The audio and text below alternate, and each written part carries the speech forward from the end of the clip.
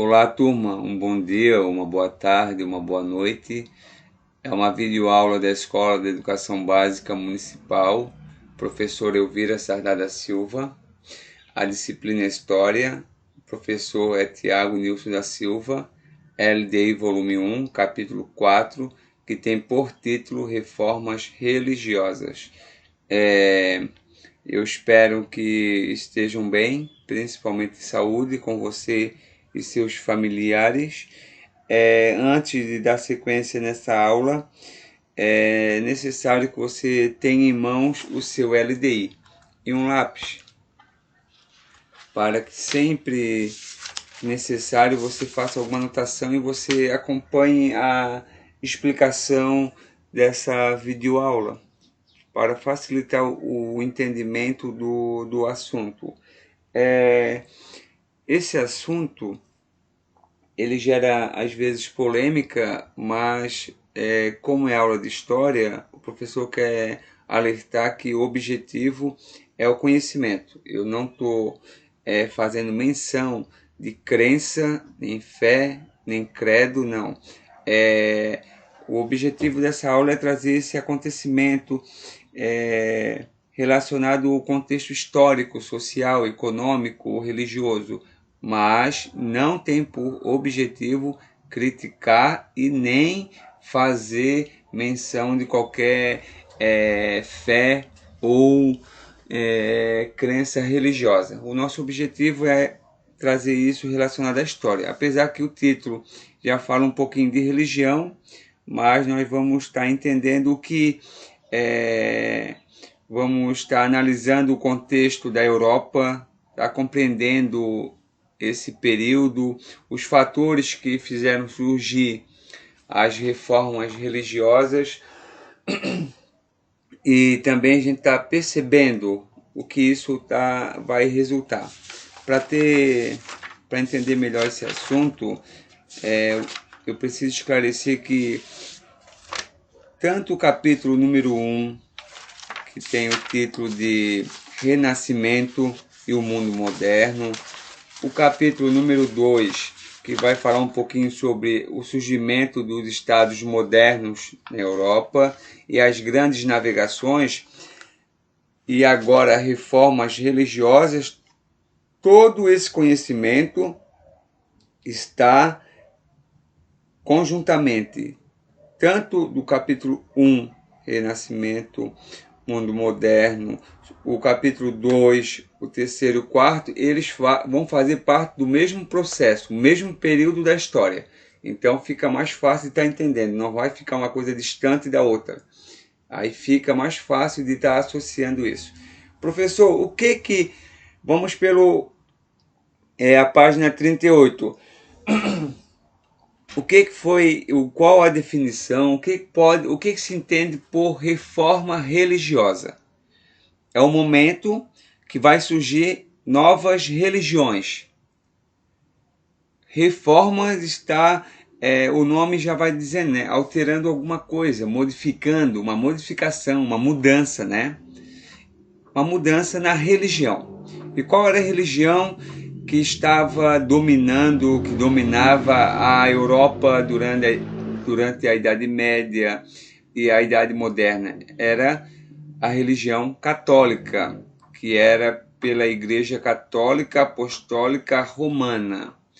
A igreja, além da parte religiosa, ela tinha o controle do conhecimento e também tinha muita influência, a Igreja Católica naquele período, muita influência na escolha, às vezes, de reis, às vezes de indicação. Então ela vai ter um poder, além do espiritual, vai ter o poder político. Então é por isso que vai estar surgindo essa reforma religiosa. Na Idade Média, a igreja era rica e poderosa. Os bispos possuíam feudos enormes, o Papa celebrava acordos políticos, interferia na escolha dos reis, era chamado para coroação de reis, mas havia um grande número de pessoas, grupos sociais e líderes políticos e religiosos descontentes com a Igreja e com o imenso poder do Papa. Os motivos dessa insatisfação eram: primeiro, o poder universal do Papa. No século XV, muitos reis passaram a ver o Papa como um obstáculo ao fortalecimento do poder real e se contrariavam pela saída do dinheiro de seus reinos para Roma. Esse dinheiro saía em razão das taxas e tributos pagos à Igreja pelos fiéis. O segundo motivo para o surgimento da reforma protestante ou religiosa é a corrupção e o despreparo do clero. Muitos membros da Igreja tinham comprado o cargo de bispo ou cardeal. E o terceiro motivo é a venda de indulgências e falsas relíquias. Bispos e padres praticavam o comércio de artigos religiosos. Vendiam um objeto qualquer dizendo que era um pedaço de um osso do jumento montado por Jesus e várias outras falsas relíquias. E mais, bispos e padres vendiam também indulgências, isto é, o perdão dos pecados, em troca de uma doação em dinheiro à Igreja. Essas práticas abusivas de membros da Igreja provocaram uma grande insatisfação entre cristãos de diferentes condições sociais e contribuíram para o surgimento de ideias e movimentos reformadores. Nada mais é do que várias pessoas não estavam mais aceitando esse poder, esse controle da Igreja Católica nesse período chamado Idade Moderna. O principal representante desse período, desse movimento, foi Martinho Lutero. No início do século XVI, na região onde hoje é a Alemanha, um monge de nome Martinho Lutero revoltou-se contra a venda de indulgência, a venda do perdão, e ousou discordar da doutrina católica. Com isso, deu início ao movimento conhecido como Reforma Protestante. Em 1517, o Papa prometeu que todo aquele que desse dinheiro para construir a nova Basílica de São Pedro em Roma receberia em troca uma indulgência plena, isto é, o perdão de todos os pecados. Indignado, Martinho Lutero pregou na porta de sua paróquia as 95 teses, que eram um documento contendo duras críticas à Igreja. Por insistir na defesa de suas ideias, Lutero foi expulso da Igreja Católica pelo Papa. Perseguido, Lutero refugiou num castelo de um nobre que apoiava suas ideias, e ali ele traduziu a Bíblia para o alemão, possibilitando que pudesse ser lida por um número maior de pessoas. Doutrina luterana, a doutrina que Martinho Lutero criou. Lutero fundou uma igreja e criou para ele uma nova doutrina e ensinamentos, baseada nos seguintes pontos. A justificação é pela fé, é a fé em Deus que salva uma pessoa e não as boas obras que ela praticou. Sacerdócio universal, todo cristão é capaz de interpretar a Bíblia por si mesmo. A Bíblia, por meio da qual Deus se revela, é a única fonte da verdade. O culto aos santos e às imagens não tem fundamento.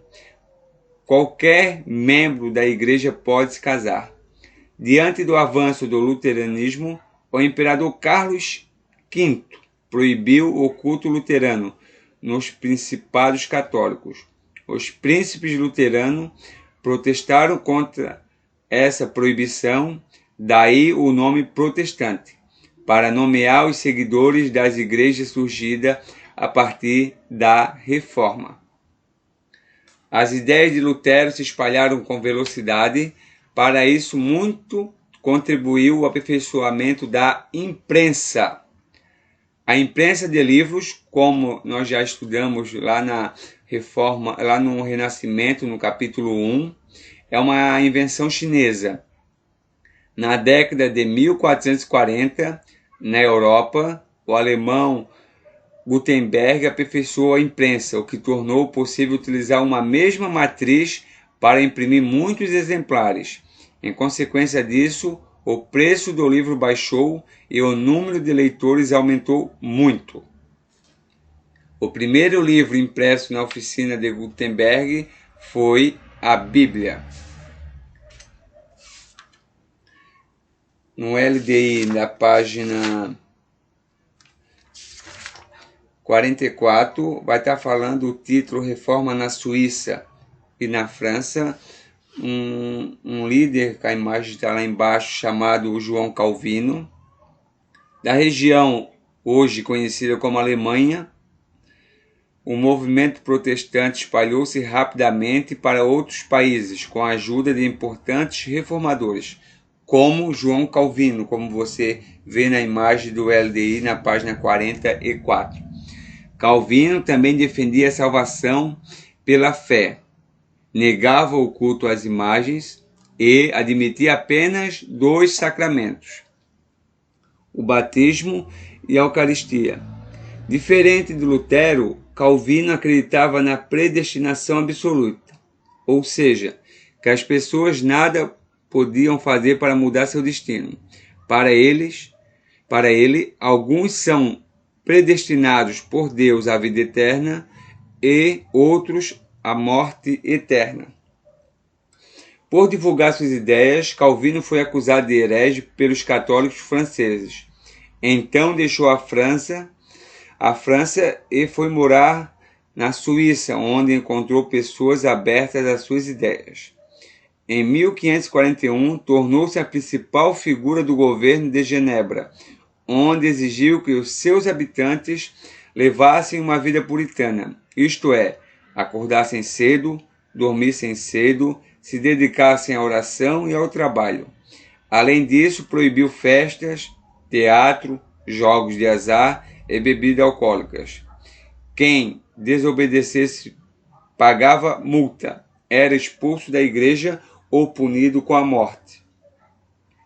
A valorização do estilo de vida puritano contribuiu para a rápida difusão do calvinismo pela Europa. Na Escócia, os calvinistas foram chamados de presbiterianos. Na Inglaterra, foram chamados de puritanos. E na França, foram chamados de huguenotes. No LDI, na página 45, vai estar falando um pouquinho da reforma na Inglaterra e vai ter a imagem do principal líder desse movimento, o rei Henrique VIII. Na Inglaterra, o movimento reformista foi conduzido pelo rei Henrique VIII. Ele vinha querendo se livrar da interferência do Papa e dos impostos cobrados pela Igreja Católica no seu país. Então pediu que o Papa anulasse o casamento com Catarina de Aragão, filha dos reis da Espanha, dizendo que ela não conseguiria lhe dar um filho homem para ser seu herdeiro. Ao ter seu pedido negado pelo Papa, Henrique VIII decidiu agir. Rompeu com a Igreja de Roma em 1531 e se casou novamente, desta vez com Ana Bolena, uma dama da corte. Ao saber disso, o Papa anulou o casamento e expulsou, tirou da comunhão da Igreja. O parlamento inglês reagiu apoiando Henrique VIII e, aprovando o ato de supremacia, este ato declarava o rei o novo chefe da Igreja na Inglaterra, chamada então de Igreja Anglicana. Como chefe da nova igreja, Henrique VIII confiscou as terras e os mosteiros da Igreja Católica e os vendeu para os nobres que o apoiaram. Assim, o rei inglês se fortalecia, acumulando poder político e religioso. E por fim, na página 47, O próprio título já vai estar falando um pouquinho contra a reforma, contra esse movimento de reforma protestante ou reforma católica. Para tentar conter o avanço da religião protestante e fortalecer o catolicismo, a liderança católica iniciou um movimento conhecido como Reforma Católica ou Contra-Reforma. Essa reforma foi impulsionada pelos jesuítas e pelo Concílio de Trento e fez uso do Tribunal do Santo Ofício, também chamado de Inquisição, para reprimir e punir seus adversários. A Ordem dos Jesuítas foi fundada em 1534 e o principal objetivo era divulgar o catolicismo na Europa e evangelizar os povos da Ásia, África e América. O Concílio de Trento foi convocado em 1545 pelo Papa Paulo III. No final dos debates, em 1563, o Concílio rejeitou a doutrina da justificação pela fé de Lutero e a doutrina da predestinação de Calvino. O Concílio também reafirmou o poder do Papa, propôs a criação de seminários para instruir e reformar os sacerdotes e reeditou o Index, isto é, a relação de livros que os católicos estavam proibidos de ler. Muitas vezes, esses livros eram queimados em grandes fogueiras. A Inquisição. Durante a Contra-Reforma, o Papa Paulo III reativou o Tribunal do Santo Ofício, chamado Inquisição, órgão da Igreja encarregado de vigiar, julgar e punir qualquer pessoa acusada de heresia. Às vezes, bastava uma simples suspeita para que a pessoa fosse chamada a depor nesse tribunal. E, conforme suas respostas, podia ser condenada à perda de bens, casa, terra, móveis, à prisão perpétua e, às vezes, à morte na fogueira. As principais vítimas da Inquisição foram hereges, protestantes, judeus e mulheres consideradas bruxas. Antes de finalizar essa videoaula, é preciso que você entenda de maneira simples. Reforma protestante foi um movimento que fez surgir novas religiões contrária à Igreja Católica. Hoje, a religião protestante ou as religiões protestantes estão mais associadas à religião evangélica, mas é necessário que você entenda.